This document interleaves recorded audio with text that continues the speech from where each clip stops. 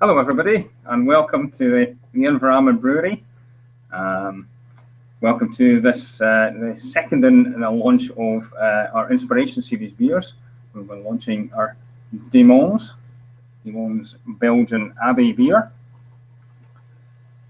Now, just a couple of wee introductions. On my right, possibly on your left, is Ken Duncan, is our head brewer over there, and I'm over here. My name is Fergus Clark, and I'm the managing director here at Inveralmond. Ken's been our head brewer here since 1999, and prior to that, I've also been head brewer and cask washer and accountant and general sweeper upper since 1997 when the brewery actually started. So welcome to Inveralmond, those that haven't joined us before. A little bit of techie stuff just before we get going, guys. If you're on a mobile device, I understand that you probably won't be able to ask questions directly to us, but our beer elves in the background will be able to answer your questions, or we'll hopefully be able to get them to you somehow. If you're watching this on YouTube, if you're able to click on Be Part of the Conversation, that'll take you to Google+, and then you click the grid in the top right hand, and you then click on Q&A, and hopefully that will allow you to be able to ask questions of us. And at the end of the broadcast tonight, Ken and I will try and answer those questions for you as best we possibly can. Hopefully, yes. Now we're joined with some esteemed beer bloggers tonight who have already been furnished with some of our fantastic demos. Good opportunity there, Ken, get the bottle on. So guys, if you're ready with your bottles of beer, hopefully you've got a glass, and hopefully you've got one of these now. This is a bottle opener, fashioned and constructed by our very own head brewer, who's over there, or maybe over there, depending on where you're sitting.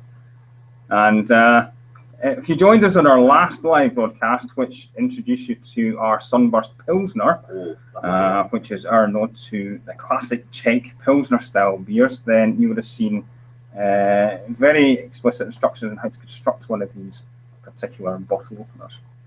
Okay, hopefully you've got all that ready. So, what is the Inspiration Series? Well, what we wanted to do is we wanted to give our Inveralmond nod to some of the classic beer styles that are around the world, and there's many of them.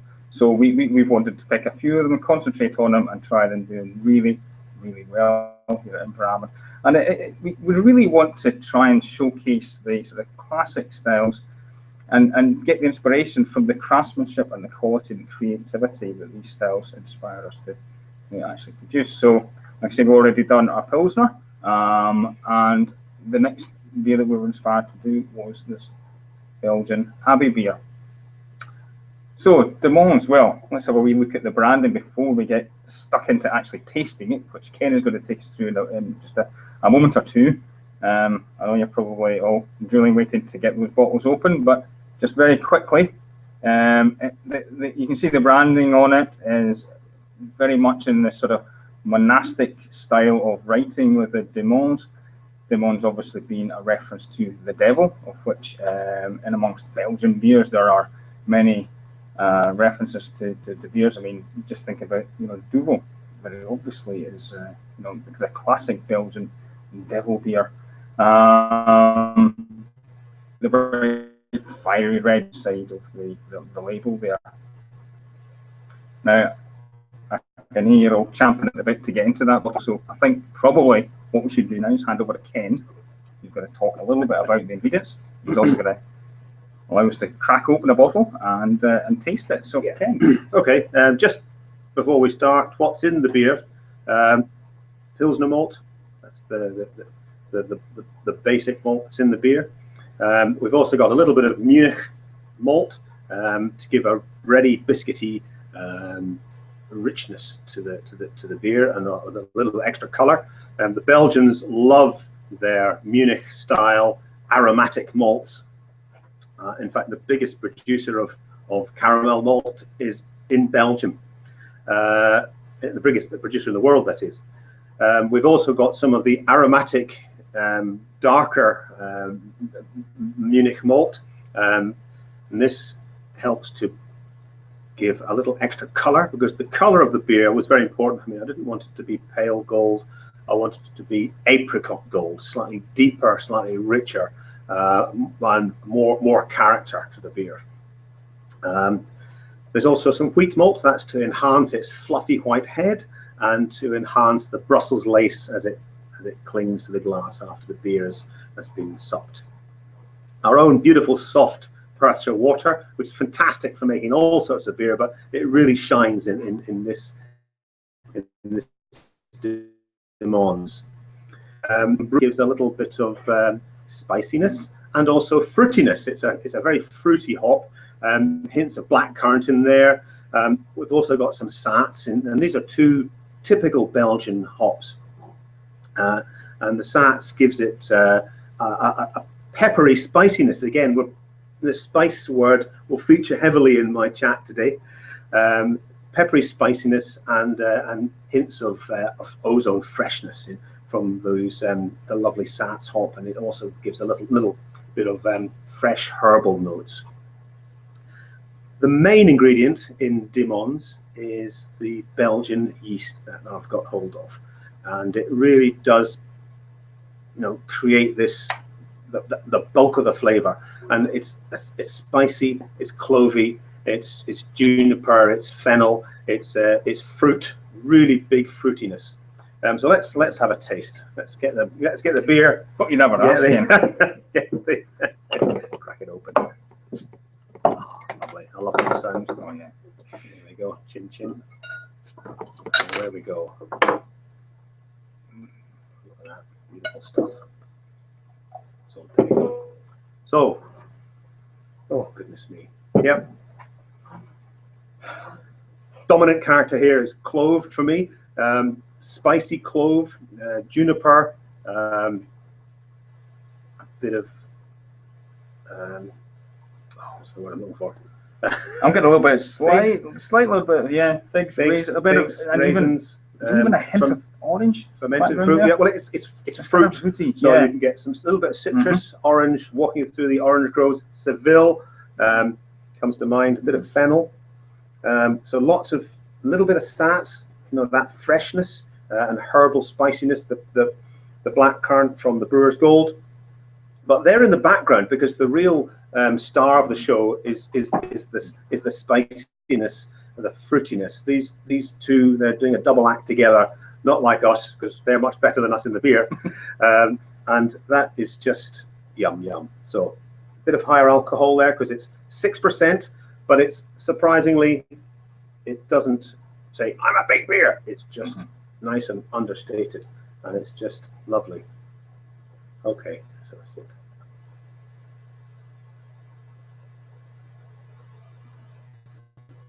Oh my goodness.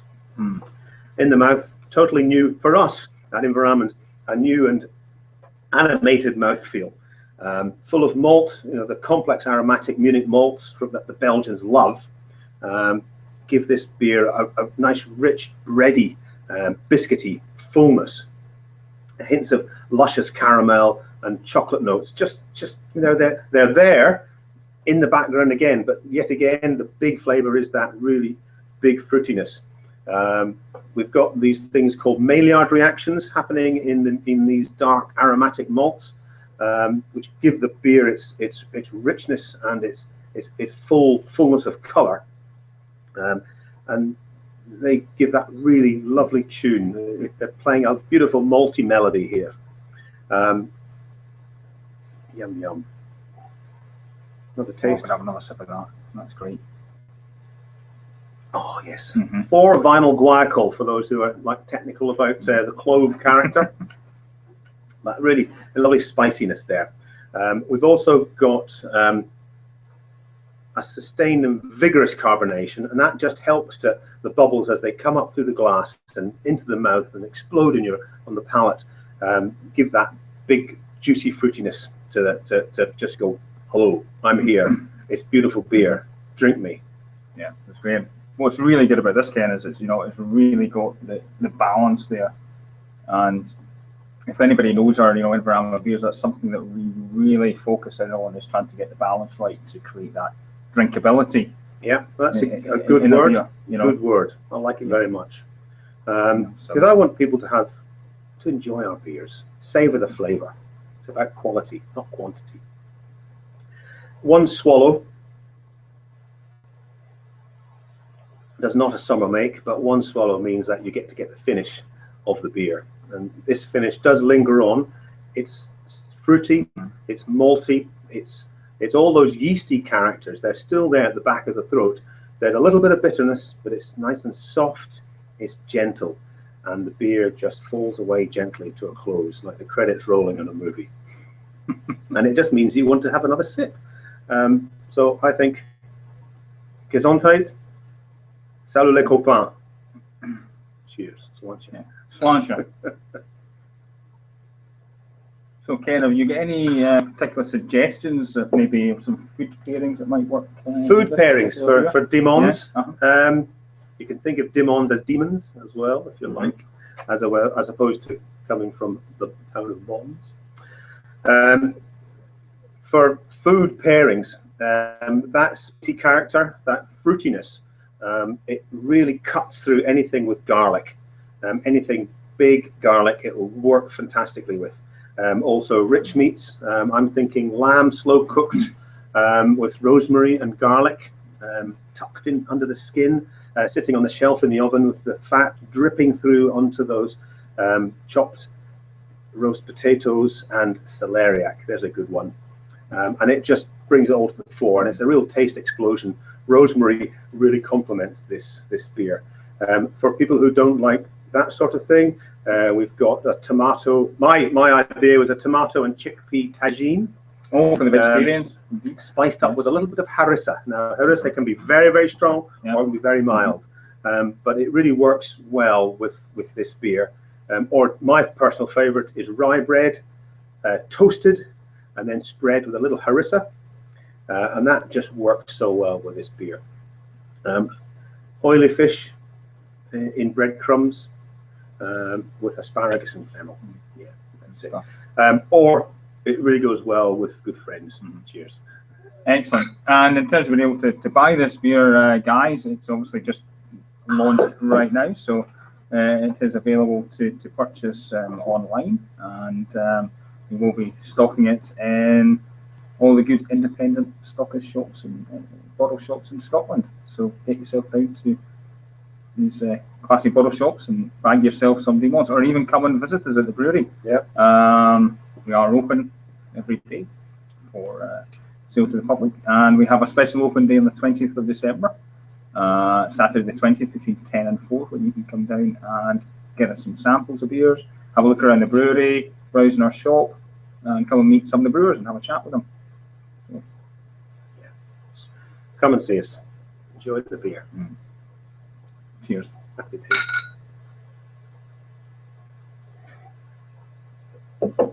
Well, guys, I think that's just about all from us tonight. Okay. Yeah. There's one question just come up. Right. I beg your pardon. Sorry. Is it in bottles only? And the answer is yes. We did have a little bit extra left over, which we put into kegs. We sold them all, I think, but we only had 1 or 2 kegs left over. But bottles, 330ml, as we see here, and we want people to buy it because it's great. I first brewed a Belgian beer myself back in '93. It was a version of that beer, Duvel, the devil in Flemish, and it was just great. And I've been inspired by Belgian beers for a long time. So I see we might have 1 or 2 little techie issues here. I see some questions have come in via a different method, but Dara says he's enjoying this. There's a nice complexity. At the same time, it strikes me it could be a good introduction for people who are not familiar with the Belgian styles. Well, the thing about Belgian style, yes, that's a good comment. Absolutely. The thing about Belgian, Belgian Abbey beer or Belgian beer, there's hundreds of breweries in Belgium, and they all make 5, 6 different kinds of beer. So there's hundreds and hundreds and hundreds of different types of beer. You've Abbey beer, you've got your Trappist beers, There's the the pale golden ales. They've got a category in Belgium called special, which means anything from 6% to 12%, and any ingredients you like. So it's a big world. And what I wanted to do with Mons is I've had to start somewhere.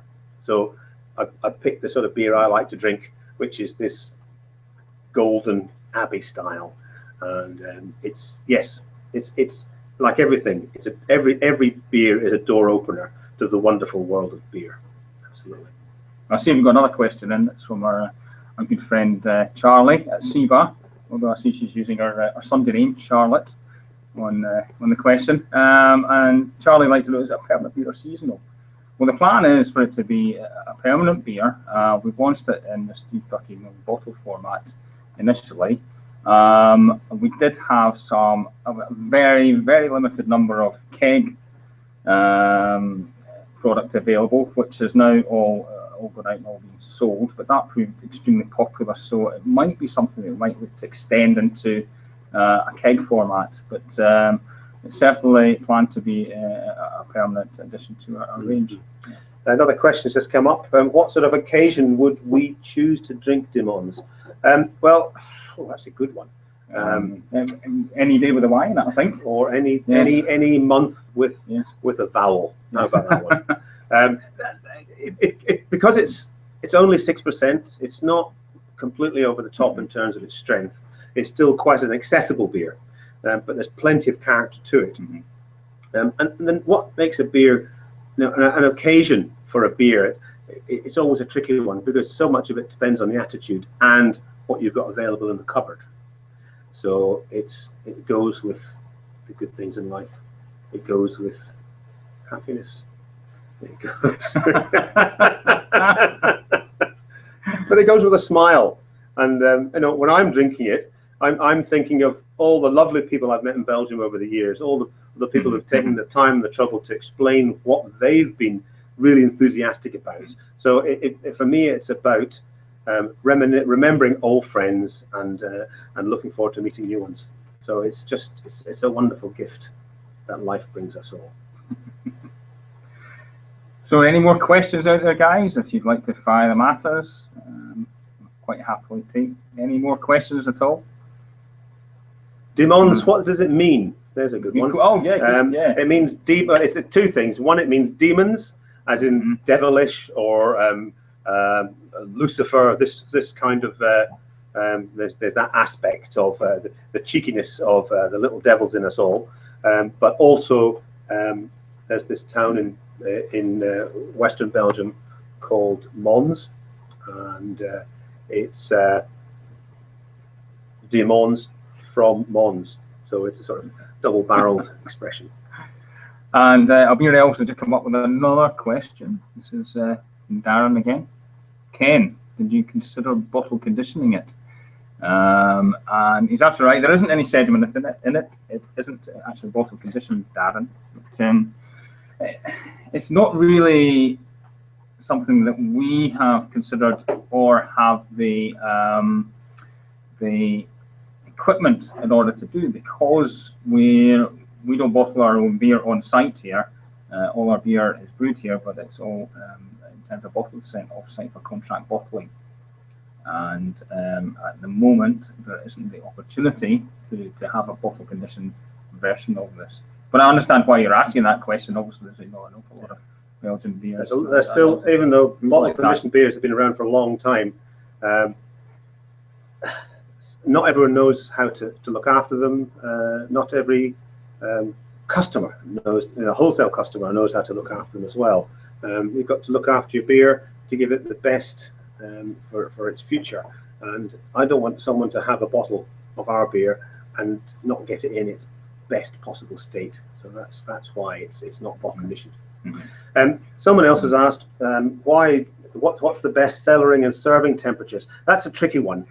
In Belgium, the beer is always out of the fridge, so it's coming out at maybe 2 degrees. But the nice thing about cold beer is that it always warms up. Warm beer never cools down, but cold beer always warms up.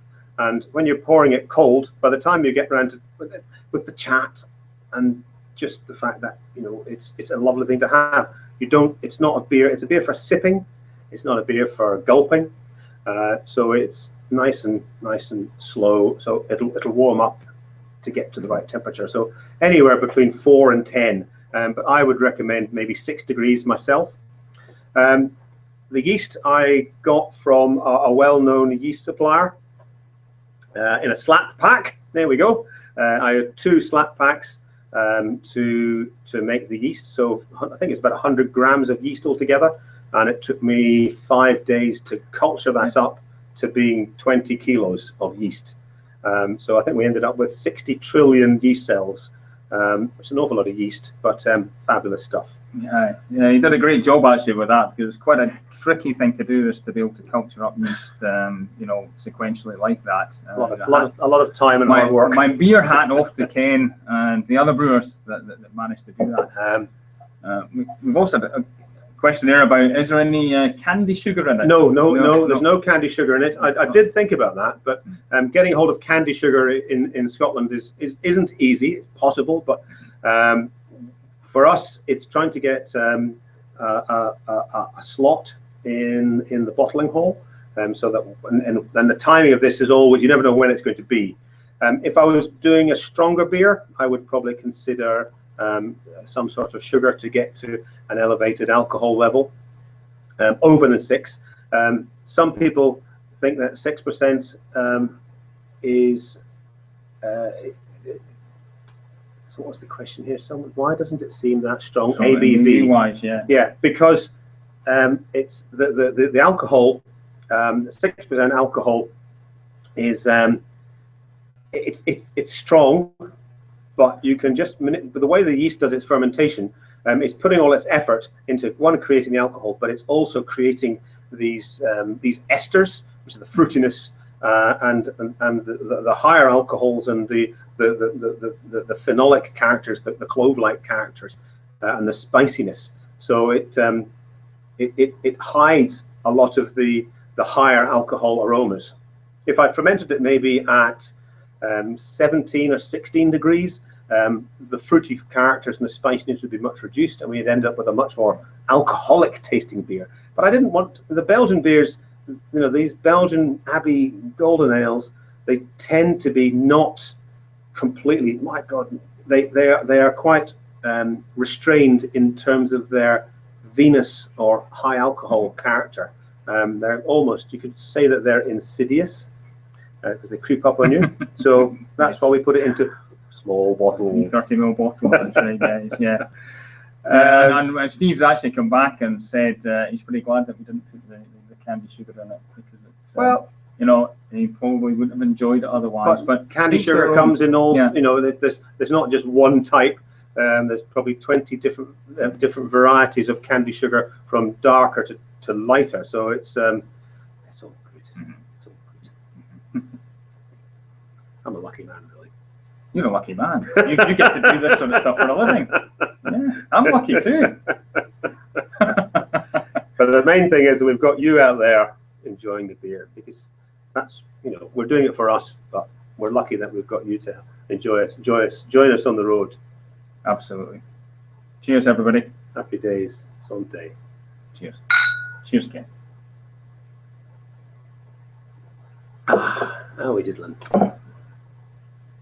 Well, I think we're possibly. Yep, it's creeping up. Whatever that is. Yeah, something's creeping up. Yeah. Time to sign off. Time to sign off for the moment. But no, we'll be glad to answer any questions you like.